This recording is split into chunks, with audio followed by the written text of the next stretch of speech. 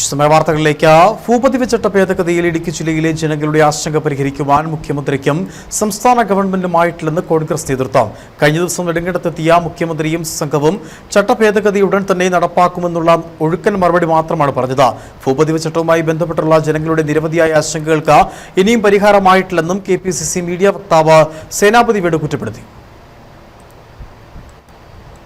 മുഖ്യമന്ത്രി ഒരു പ്രസംഗമധ്യേ അദ്ദേഹം വളരെ പെട്ടെന്ന് തന്നെ ഇവിടെ ചട്ടഭേദഗതി ഉണ്ടാകും എന്ന് പ്രഖ്യാപനം നടത്തിയതല്ലാതെ ഇടുക്കി ജില്ലയിലെ ജനങ്ങൾക്ക് ഒരു ഉറപ്പും ഈ കാര്യത്തിൽ നൽകിയിട്ടില്ല.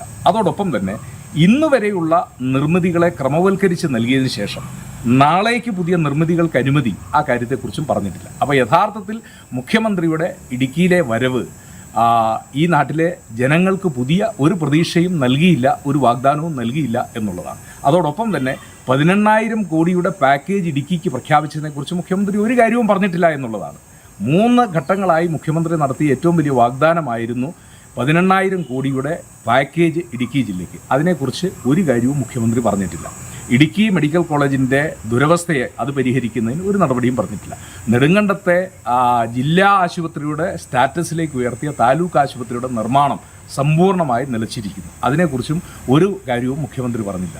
ഉടുമ്പൻചോലയിൽ പ്രഖ്യാപിച്ചിരിക്കുന്ന ആയുർവേദ മെഡിക്കൽ കോളേജ് എന്നുണ്ടാകും എന്നുള്ള കാര്യത്തെക്കുറിച്ച് ഒരു പ്രഖ്യാപനവും നടന്നിട്ടില്ല.